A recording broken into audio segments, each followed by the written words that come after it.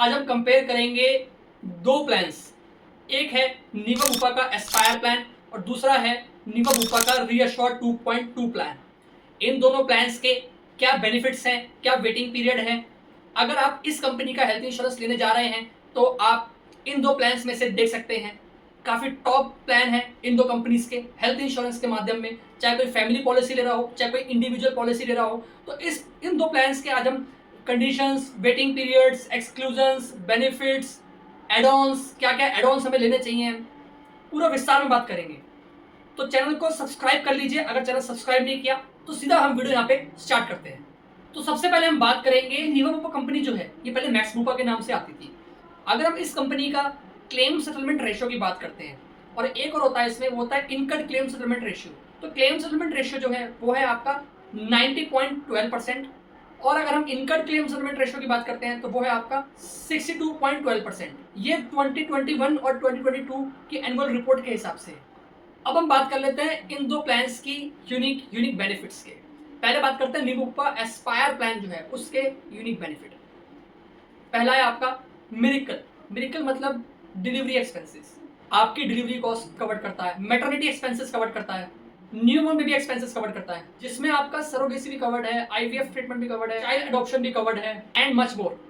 दूसरा जो आपका यूनिक बेनिफिट है इस नीवा बुपा का एस्पायर प्लान का, वो है आपका बूस्टर बेनिफिट। इसका मतलब ये है कि जो आपका अनयूटिलाइज्ड सम इंश्योर्ड है वो आपका कैरी फॉरवर्ड हो जाएगा, अप टू 10x तक कैरी फॉरवर्ड होगा कमिंग ईयर्स के लिए। थर्ड यूनिक बेनिफिट है कैशबैक। ये एक तरीके का कैशबैक है जो आपके नीवा बुपा हेल्थ इंश्योरेंस एप्लीकेशन के साथ लिंक्ड है। अगर आप पॉलिसी रिन्यू करोगे और क्लेम फ्री ईयर है तो आपको कैशबैक दिया जाएगा 10% फर्स्ट ईयर में, 5% सब्सिक्वेंट ईयर्स में। फिर आपका आता है यूनिक बेनिफिट, वो है ओपीडी राइडर। ये जो राइडर है ये भी आपको बहुत जल्दी अपनी पॉलिसी के अंदर मिलेगा आने वाले टाइम में। अब है एक और, वो है आपका वर्ल्ड वाइड। ये आपका बॉर्डरलेस, मतलब चाहे वो कैशलेस हो, रिम्बर्समेंट हो, कहीं भी बीमारी डायग्नोस हुआ हो, वो फर्क नहीं पड़ता, आपका world wide all over world आपका कवर्ड है। नेक्स्ट आपका मेन राइडर है वो है आपका लॉक द क्लॉक। मतलब अगर आपका जो भी प्रीमियम आप पे कर रहे हो वो आपका प्रीमियम इंक्रीज ही नहीं होगा, वो जब तक इंक्रीज नहीं होगा तब तक आपका कोई क्लेम नहीं आएगा। मतलब अगर आपका कोई क्लेम 20 साल तक नहीं आया तो 20 साल तक आपका प्रीमियम वही रहेगा। प्रीमियम तभी बढ़ेगा जब आपको कोई क्लेम आएगा, और क्लेम आने के बाद कैसे बढ़ेगा, तो जैसे वो उस तरीके से बढ़ेगा स्लैब के हिसाब से, ए स्लैब के हिसाब से। जैसे 46 to 50 होता है, 51 to 55 होता है, 56 to 60 होता है। इस तरीके से 5 ईयर्स का गैप रहता है, तो उस हिसाब से प्रीमियम बढ़ेगा अगर कोई क्लेम आया तो। नॉर्मली जैसे इंश्योरेंस कंपनीज बढ़ाती हैं, जैसे नीवा बुपा में बढ़ता है एवरी 5 ईयर्स का। तो अभी वैसे अगर ये ऑप्शन जो है आपका लॉक द क्लॉक, इस प्लान को लेने से आपका प्रीमियम, जैसे एग्जांपल अभी मेरे अगर मेरी एज अभी 31 है तो मैं अगर हेल्थ इंश्योरेंस ले रहा हूँ, मैंने अभी पॉलिसी में 8,000 पे किया है, मेरा 40 साल तक कोई क्लेम नहीं आया। 31 से 40 साल मतलब 41, 51, 61, 71 तक मेरी कोई इशू नहीं हुआ, कोई क्लेम नहीं आया, पॉलिसी चल रही है, तो मैं 8,000 ही पे कर रहा हूँ। दूसरा प्लान था आपका रीअश्योर 2.0। इसके अंदर अगर आप यूनिक बेनिफिट की बात करते हैं, पहला आपका लॉक द क्लॉक है जो मैंने अभी आपको बताया कि आपका प्रीमियम इंक्रीज नहीं होगा जब तक कोई क्लेम नहीं आएगा। दूसरा आपका सेम बूस्टर प्लस, आपका अनयूटिलाइज जो सम इंश्योर्ड है वो कैरी फॉरवर्ड हो जाएगा। अब बात कर लेते हैं दोनों प्लान्स की एलिजिबिलिटी क्राइटेरिया की। नो रूम रेंट कैपिंग, दोनों प्लान में आप कोई भी पॉलिसी लेते हो, कोई भी प्लान लेते हो, कोई रूम पे लिमिट नहीं है, किसी भी तरीके का आप रूम ले सकते हैं। मिनिमम एज की बात करते हैं, एंट्री एज की, तो 18 ईयर्स है, मैक्सिमम एंट्री एज है आपकी 65 इन दोनों प्लान्स के अंदर। मैं अभी जो बता रहा हूँ वो दोनों प्लान्स का बता रहा हूँ। अगर हम चाइल्ड की बात करते हैं तो 91 डेज का चाइल्ड एज अ पॉलिसी में इंक्लूड हो सकता है, और वो 30 की एज तक एज अ सेम पॉलिसी में फादर मदर के साथ इंक्लूड रह सकता है। अब हम यहाँ पे अगर सम इंश्योर्ड की बात करते हैं तो मिनिमम कवरेज जो है आपका नीवा बुपा एस्पायर प्लान के अंदर वो है 3 लाख का, मैक्सिमम कवरेज है आपका 1 करोड़ का।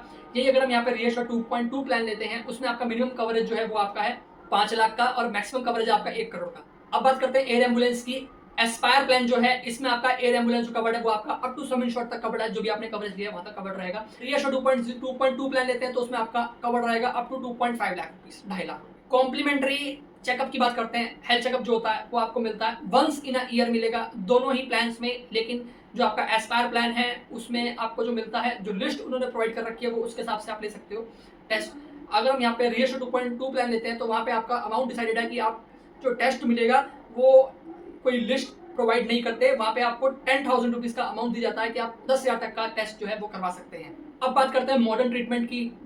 ऐसे ट्रीटमेंट जो पहले कवर नहीं होते थे अब यहाँ पे दोनों ही प्लान्स में कवर्ड है। एस्पायर प्लान की बात करते हैं अप टू सम इंश्योर्ड, मतलब जितना आप कवरेज लोगे 5 लाख, 10 लाख, 15 लाख, 20 लाख, वहां तक पूरा कवर्ड रहेगा। यही चीज अगर आप यहाँ पे रीअश्योर 2.2 प्लान लेते हो तो वहां पर भी आपका कवर्ड रहता है। लेकिन वहाँ पर भी आपका अप टू सम इंश्योर्ड तक कवर रहता है, लेकिन कुछ रोबोटिक सर्जरीज होती हैं जहाँ पे आपको वो 1 लाख तक ही देते हैं। एक बात ध्यान रखना, एस्पायर प्लान जो है इसमें आपके 4 वेरिएंट हैं, गोल्ड, डायमंड, प्लेटिनम, टाइटेनियम। अब बात करते हैं day care procedure. Day care procedure भी आपका पॉलिसी के अंदर कवर्ड है दोनों ही प्लान्स में। डे केयर का मतलब क्या होता है, जिसमें आपको हॉस्पिटल में पूरे दिन एडमिट होने की जरूरत नहीं पड़ती, खाली 1 दिन से कम का ट्रीटमेंट होता है। 5 घंटे भी हो सकता है, 7 घंटे भी हो सकता है, 8 घंटे भी हो सकता है, मतलब 1 दिन से कम का ट्रीटमेंट है, उसे बोलते हैं डे केयर ट्रीटमेंट। अब डे केयर ट्रीटमेंट के लिए क्लेम करना है तो वहां पे आपको डे केयर ट्रीटमेंट में वो ट्रीटमेंट होते हैं जैसे सर्जरीज होती है, स्टोन, कैटरैक्ट, इनके लिए पूरे दिन एडमिट होने की जरूरत नहीं पड़ती पहले की तरह। ये हम जाते हैं, ट्रीटमेंट करा के आते हैं, बस खत्म।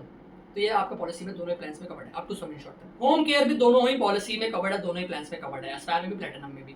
अब बात करते हैं डोमिसलरी ट्रीटमेंट की। डोमिसलरी ट्रीटमेंट मतलब जहाँ पे आपको घर पर ट्रीटमेंट चाहिए, घर पर ट्रीटमेंट आप ले सकते हो दोनों ही प्लान्स के अंदर। घर पर ट्रीटमेंट तब मिलता है जब आपको 3 दिन का ट्रीटमेंट होना जरूरी है घर पे, या घर पर ट्रीटमेंट आप जब ले सकते हो या तो बाहर कर्फ्यू ऐसा कंडीशन है, या हॉस्पिटल बेड अवेलेबल नहीं है, डॉक्टर ने आपको एडवाइस किया घर पर ट्रीटमेंट लो, या आपकी ऐसी कंडीशन है आप हॉस्पिटल जा नहीं सकते, तो आप घर पर ट्रीटमेंट ले सकते हो। 3 दिन का ट्रीटमेंट होगा तब आपको अमाउंट दिया जाएगा अप टू सम इंश्योर्ड तक, जितना भी आपने कवरेज ली। नेक्स्ट है आपका आयुष हॉस्पिटलाइजेशन, जिसमें आयुर्वेदिक, यूनानी, सिद्ध, होम्योपैथिक ट्रीटमेंट जो होता है वो भी आपका दोनों प्लान्स में कवर्ड है up to sum insured. Next है आपका रिफिल बेनिफिट, मतलब आपका जो भी कवरेज है, एग्जांपल आपने खत्म कर लिया सेम ईयर के अंदर, दोबारा से आपको चाहिए तो आप दोबारा से उतना ही कवरेज और ले सकते हो। मानो आपने 10 लाख की पॉलिसी ली, 10 लाख खत्म हो गया, दोबारा से आपका क्लेम आ गया 10 लाख का, सेम मैं 10 लाख का एग्जांपल ले रहा हूँ, 10 लाख आप दोबारा कंपनी से ले सकते हो सेम ईयर के अंदर, दोनों ही प्लान्स के अंदर।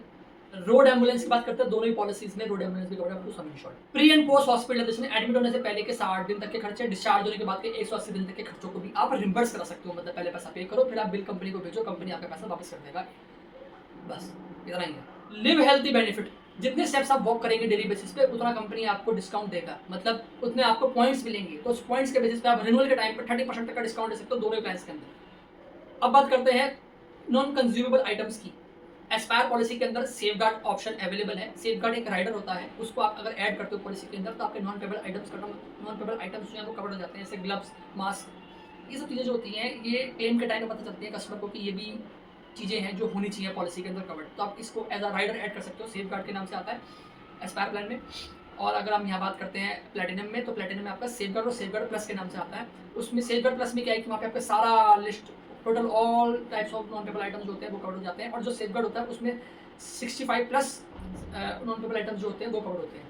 सीधी बात बोलूँ, जो सेफगार्ड है खाली उसमें एक एनेक्सर होता है, और जो सेफगार्ड प्लस है उसमें चारों एनेक्सर कवर्ड होते हैं। चारों एनेक्सर मतलब लगभग 150 प्लस नॉन पेबल आइटम्स जो है वो कवर्ड है। अगर आप फुली कवर्ड चाहते हो ना तो सेफगार्ड प्लस आप ऑप्शन चूज करो बस।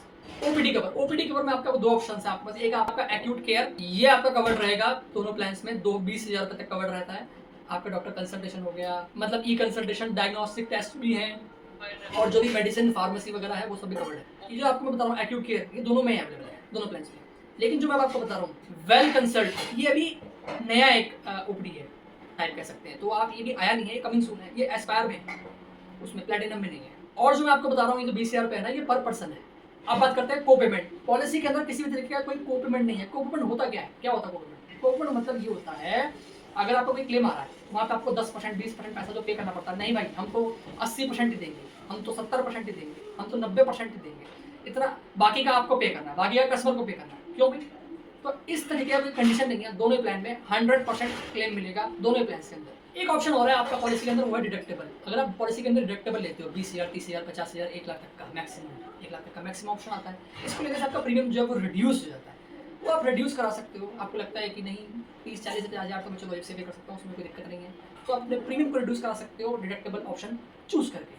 सिंपल भाषा में समझाऊं, आपने 10 लाख की पॉलिसी ली, आपने 1 लाख का डिडक्टेबल लगाया, पहला कोई भी क्लेम आएगा 1 लाख का, 1 लाख अपनी जेब से पे करोगे, बाकी का 9 लाख रुपये कंपनी दे देगा, बाकी का 9 लाख के लिए आप क्लेम कर लो, मिल जाएगा। मैटरनिटी कवर, तो हाँ मैं आपको बताऊं कि निवोपा एस्पायर प्लान के अंदर मैटरनिटी कवर अवेलेबल है, और जो रियशोर 2.2 प्लान है उसमें मैटरनिटी कवर नहीं है। अब बात करते हैं ग्लोबल कवर, मतलब ये निवोपा के एस्पायर प्लान के अंदर कवर्ड है, रियशोर 2.2 प्लान में कवर्ड नहीं है। इसमें आपका कैशलेस इन्वेस्टमेंट दोनों कवर्ड है। सिंपल बात ये है कि वर्ल्ड वाइड कवरेज बोलते हैं जैसे, वो आपका पॉलिसी में कवर्ड है। ऑप्शनल कवर की बात कर लेते हैं निवोपा के पहले एस्पायर प्लान के अंदर। इसमें आपका कैशबैक है, इसमें आपका बॉर्डर लेग है, बॉर्डरलेस है, फ्यूचर रेडी है, फास्ट फॉरवर्ड है, सेफगार्ड प्लस है, हॉस्पिटल डेली कैश है, smart health plus, well consult OPD है, ये आपके एस्पायर प्लान के अंदर। अगर हम रियशोर 2.2 प्लान के अंदर ऑप्शनल कवर की बात करते हैं तो वो तो उनमें आपके जो ऑप्शनल कवर है वो आपके हैं सेफगार्ड है, ऑटो केयर, ओपीडी है, एचसीबी हॉस्पिटल, कैश बेनिफिट है, safeguard plus and DM disease management covered है। ये आपके ऑप्शन जो है ये आपके रीएश्योर 2.2 प्लान के अंदर कवर्ड है। तो ये कुछ राइडर्स थे जो आपके दोनों प्लान के अंदर आते हैं। अब बात कर लेते हैं वेटिंग पीरियड की। सबसे पहला वेटिंग पीरियड होता है एक्सीडेंट का। एक्सीडेंटल जिस दिन आप पॉलिसी लेते हो दोनों ही पॉलिसी के अंदर, दोनों ही प्लान्स के अंदर पहले दिन से उसी दिन रात के 12 बजे से कवर्ड है। दूसरा वेटिंग पीरियड है आपका इनिशियल वेटिंग पीरियड, जैसे नॉर्मल वेटिंग पीरियड बोलते हैं, वो आपका है 30 डेज का। आपका जैसे कि कोई भी फ्रेश इलनेस हो गया, जैसे चिकनगुनिया, मलेरिया, डेंगू फीवर हो गया, या कोई बड़ा प्रॉब्लम होता है, heart attack, cancer, paralysis, kidney failure वगैरह प्रॉब्लम वगैरह, तो वो सब आपके 30 डेज के अंदर कवर्ड है। अब बात करते हैं स्लो ग्रोइंग सर्जरी, सब जो हल्के हल्के बढ़ती हैं, इसके लिए एकदम से एडमिट होना नहीं पड़ता, वो आपके दोनों ही प्लान्स के अंदर 2 साल के बाद कवर्ड है, जैसे cataract, stone, hernia, फिशुला, sinus, uterus, fibroids, ENT वगैरह। अब बात करते हैं लास्ट वेटिंग पीरियड, वो है आपका प्री एग्जिस्टिंग डिसीज। जो नीवा का जो एस्पायर प्लान है, इसमें गोल्ड प्लान जो है उसमें आपका है 4 इयर्स का, और जो बाकी के 3 प्लान है डायमंड, प्लैटिनम और आपका टाइटेनियम, उसमें आपका 3 इयर्स का है। रीएश्योर 2.2 प्लान के अंदर जो प्री एग्जिस्टिंग डिसीज है वो आपका सीधा 3 साल के बाद कवर्ड है। प्री एग्जिस्टिंग डिसीज मतलब अगर आपको पॉलिसी लेने से पहले कोई प्रॉब्लम है, उसको इंश्योरेंस कंपनी कवर करेगा 3 इयर्स के बाद। तो सिंपल मैं आपको बताऊं, अगर आपको मैटरनिटी बेनिफिट चाहिए, कैशबैक चाहिए, तो उस तरीके से आप नीमोपो का एस्पायर प्लान ले सकते हो। और अगर आप मैटरनिटी पॉलिसी नहीं देख रहे हो, आप सोच रहे हो कि मेरी पॉलिसी लॉन्ग टाइम तक चले, तो आप नीमोपो का रीएश्योर 2.2 प्लान ले सकते हो। तो गाइस ये था दोनों प्लान्स का बेनिफिट्स, वेटिंग पीरियड्स, राइडर्स जो आपको मुझे बताने थे। अब थोड़े से बात कर लेते हैं एक्सक्लूजन्स की। Last point, drink and drive के, suicide attempt, HIV AIDS, plastic surgery, mental disorder, dental treatment, ये सब चीज़ें कवर्ड नहीं होती हैं। मैंने आपको कुछ एक्सक्लूजन्स बताए हैं जो पॉलिसी के अंदर कवर्ड नहीं होते, ना एस्पायर प्लान में, ना रीएश्योर 2.2 प्लान में। तो गाइज ये था आज का दोनों प्लान्स का कंपैरिजन, नीवा का रीएश्योर 2.2 प्लान और नीवा का Aspire plan. I hope so आपको मेरी दी गई इन्फॉर्मेशन वैल्यूएबल लगी होगी, प्लान का कंपैरिजन समझ में आया होगा। किसी भी तरीके का कोई भी डाउट होता है तो आप कांटेक्ट कर सकते हैं, मैसेज कर सकते हैं, मोबाइल नंबर आपका डिस्क्रिप्शन में है, कॉल कर सकते हैं। अगर आप कोई इंश्योरेंस परचेज करना चाहते हैं तो आप हमसे भी कांटेक्ट कर सकते हैं। मिलते हैं ऐसे ही नेक्स्ट वीडियो में। Till then take care, bye bye, good bye और बाय बाय।